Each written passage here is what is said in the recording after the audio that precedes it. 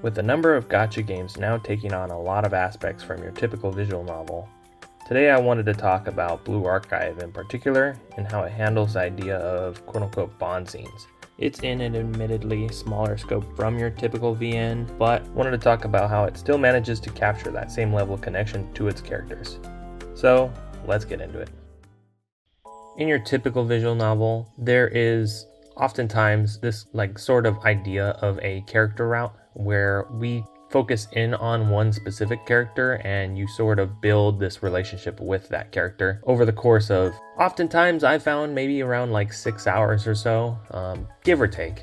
And in the case of gacha games where they're taking heavy inspiration from the visual novel medium, there is a lot of different characters throughout any given gacha game, so there is a lot less time to be able to be given to any one designated character. And I figured I wanted to talk about how Blue Archive kind of does what has in the gacha space considered a quote-unquote bond scene, which is a shortened version of that level of growth in terms of relationships within visual novels, and how Blue Archive, I feel, does a really solid job at being able to take what is a smaller scope of these instances of relationship building and being able to have it still have that same level of impact, I feel, where there are a multitude of various characters in Blue Archive. And how it works is through the gameplay, you can build up a bond level with your characters, interacting with them through various means within the game. And once you increase that bond level, you have access to these bond scenes where you can text them within the scope of the UI in Blue Archive, and then you can meet up for various activities. This is something that is actually spread across every single character in the game, and from the time that I've been playing Blue Archive, and every time that I kind of decide to sit down to read one of these bond scenes for any given character, I've noticed it's actually very long form, between how much you're going to be texting a student and then how much time you're actually going to be sitting down for a actual bond scene. A lot of the times I've felt like it ranges anywhere between 15 to 20 minutes. And within those 15 to 20 minutes, there is a sort of narrative that is brought to the forefront, and you get caught up on what is happening between the player character and the student in question. And how it works is that you already are well acquainted with the student that you are going on this bond scene with. And while different events will happen as you continue through the various bond scenes, that same level of narrative continues forward, and it's not separate instances that feel disjointed. Everything feels quite connected and helps you to actually feel quite connected to the student in question. Depending on which student you're doing the bond scenes for, you're either going to see this early on or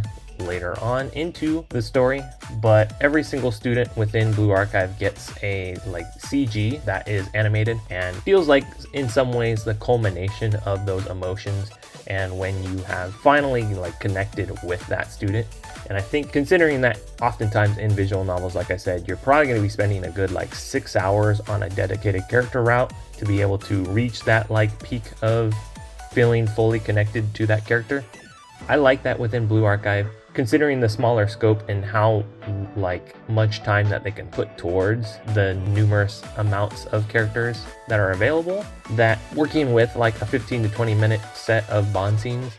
they're able to make it feel like you are more connected to these characters. And in some ways, maybe it kind of has to deal with the fact that within gacha, the fact that you've actually pulled for a character and gotten them out of the gacha inherently makes it feel a little bit more connected. But at the same time, I like that you can, depending on regardless of how popular your character is within Blue Archive, that they still get the same care and attention given to them, and that over the course of those 20 minutes, you're able to really get a feel for that character's personality, being able to have a multitude of different like dialogue options, and overall just being able to feel like by the end of it that you've gotten a good amount of growth between the player and that student from Blue Archive in question. But yeah, I figured it would be an interesting topic to talk about because gacha games as a whole have sort of like encroached upon the typical visual novel, and that you see a lot more, I think,